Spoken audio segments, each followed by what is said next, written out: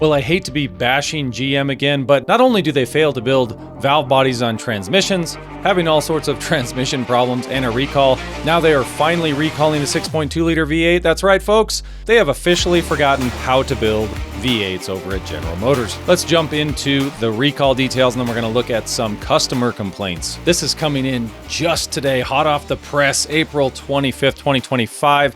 You might remember back in January, they were investigating, the National Highway Traffic and Safety was investigating GM for the 6.2-liter V8 engine because they were having rod bearing failures. Now it is official. GM is recalling some of its full-sized pickups, SUVs, V8s. They're talking specifically about the 6.2-liter. It says General Motors is recalling highly profitable full-size pickups and SUVs from the 2021 through 2024 model years for a defect that caused engine failures. I think the wording's a little interesting here. The automaker said on April 25th, it will issue a voluntary recall of the Chevy Silverado 1500, the Sierra 1500, the Tahoe, the Suburban, the Yukon, the Escalade, all with the 6.2-liter L87 engine. A stop sale is also in effect, although the recall doesn't cover any 2025 models. That's interesting because they've been making the 2025 since 2024. Interesting how all these manufacturers get to play this game, right? They can recall something. They can even have problems most likely on these 25s, and then they can say, well, hold on a second. We have a stop sale, but not on the 2025. See, the stop sale probably only affects 2024 leftovers. That's my guess anyway. The initial probe was only for 39 reported engine problems, but I think everybody knows that there's a lot more problems going on than just 39. And then GM did say that the recall does not include all 877,000 vehicles that were covered by the investigation. There's no way they could obviously investigate that many, but they must have found enough evidence that they're forcing GM to issue a recall here. I thought this was absolutely crazy, given the fact that some of them are like throwing rod bearings and having wrist pin failures. They say GM will start to notify affected owners. The trucks will go through an inspection. So the dealers are told they have to inspect the trucks and either repair or replace the engine as needed. How are you going to repair that? You might as well just replace it with a new engine. Come on, GM. And then trucks that pass the inspection will be given higher viscosity oil and a new oil fill cap and new oil filter. Interesting. I'm guessing this inspection is going to be, I guess, run the engine, drain the oil, maybe look for metal. How are you going to inspect this? You're not going to get to the rod bearings. This is crazy. I mean, the only way to inspect it is if you see something there glitter, you're going to have to send oil samples off. This is insane. And then they go on to say that the investigation did include engine failures included from 2019 to 2020, but those are not covered by the recall. So those are having failures, but they're not included in the recall. Again, this happens at Toyota, all these manufacturers. They try to get out of the cost. I mean, look at how many billions of dollars these people are making. The CEO of GM just got a raise. She's making almost $30 million a year, and yet they're going to rule some of these customers out of this recall. Isn't that nice? Good job, GM. And if you're kind of new to this problem, the problem in January stated that the complainants report that bearing failures may result in their engine seizure or breaching of the engine block by the connecting rods. Yeah, that's about as bad as it gets, about as bad as Toyota's main bearing failure. And if I had to guess, I guarantee this has something to do with it. I mean, this is just on April 22nd this year, engine failure. I mean, these are probably flowing in to NHTSA and through the dealership. So I'm sure this investigation, they see enough failures that they're going to force the recall. They say, while my husband was driving on the New Jersey Turnpike at 65, his truck just shut off. GMC is aware of this problem, but has not recalled the trucks. Well, now they finally have. The crazy part was she was told that they were going to have to pay to replace the engine, and the truck is less than 2 years old. The warranty's out, 60,000 mile warranty, because her husband drives a lot on the highway. He has 80,000 miles on the truck to and from work. So it'll be interesting to see if someone like this, I suppose they have to hope that they have the 6.2-liter in this case. Maybe they have some other engine from GM that failed at 80,000 miles. They say the engine's going to cost them $9,000. Boy, that's rough. Here's another one. Then this one is confirmed to 6.2 on March, or actually this came in on April 18th. The 2023 GMC Sierra 1500 AT4X. That's an expensive truck. Right now they're probably $90,000.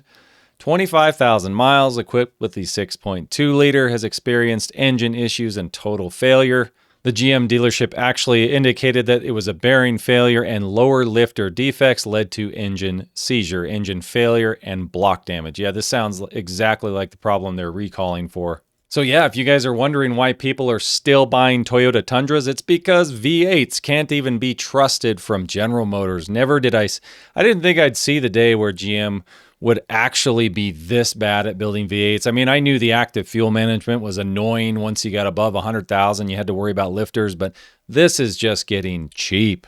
Here's another one. April 17th, engine failed, and it is available for inspection upon request. They were coasting down a hill, put others at risk.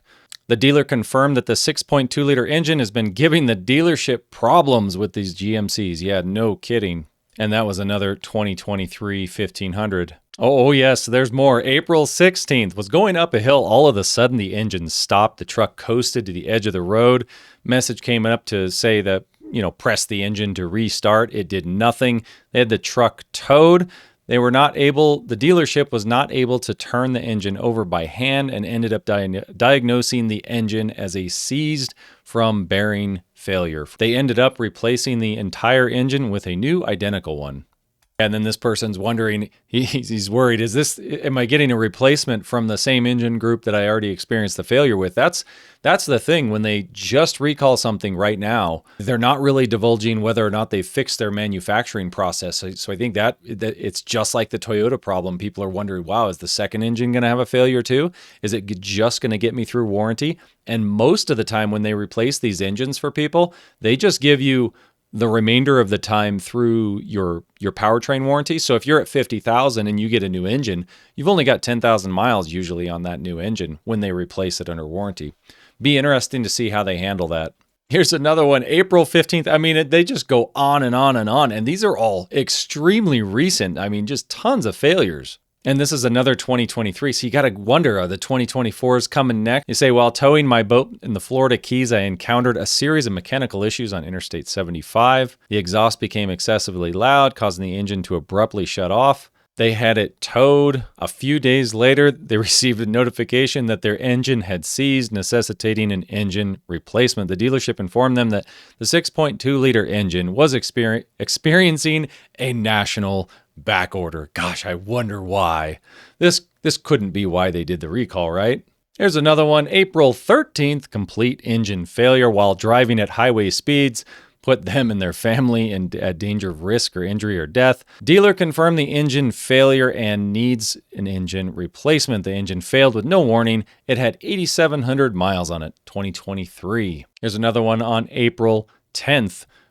Same exact scenario going on the road. The engine shuts off for no reason. They got a call on April 9th. Service advisor said the main bearings were bad and a tech recreated the problem. The motor was blown and needed to order a new motor from Michigan. He has no ETA. There's another one on April 6th. Turned onto the highway, got up to 60 miles an hour.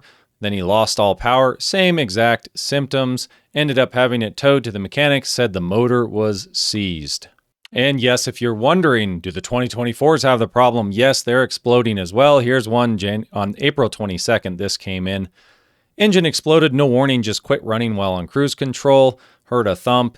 Had to have it towed to the dealer, and they got an engine replacement. 2024. Here's another one, April 17th, another 2024. Vehicle was purchased new in December 2023. In January of 2024, with 110 miles, the vehicle engine blew. Took over a month to get a new engine. In March of 2025, with 14,500 miles on the vehicle, the engine blew again. So this is the second engine this person has gotten in a 2024 Sierra 1500. What kind of awesome experience is that? This time they were traveling on a busy New York parkway with his 10-year-old grandson. Luckily, he was able to coast off the parkway without an incident. He's waiting on his third engine to be installed. Let that sink in for a minute. This is why people will pick Toyota or whoever, because people see stuff like this and they're like, whatever, I'm just going to pick the one I want at this point. And they're all crap. I mean, what else can you say? This is ridiculous for what these trucks cost. This is garbage. So look, I could go on and on and on, but I think you get the idea. I am completely irritated with manufacturers. I mean, it just pisses me off at this point. You're telling me that somehow General Motors can't build a V8 anymore? I mean, this is years of these vehicles and multiple failures for customers. You're putting customers in danger. You're giving your CEO bonuses for going down the EV path. I mean, come on. Like, when is it going to stop? GM, Toyota, Ford, all of you companies, like, stop ripping the customers off. Give us products that last at least through warranty. Hey, and why don't you warranty your products to maybe like 100,000 miles? They cost $50, $70, $90, $100,000 for these trucks, and they can't make them last 8,000 miles. That's the world we live in right now. So think about that. If you're in the market for a new vehicle, man, this is why the used market is going up so much, because the stuff on the new market is garbage. I'll keep saying it. I know a lot of you guys, I don't have any problems. We never used to see this many failures.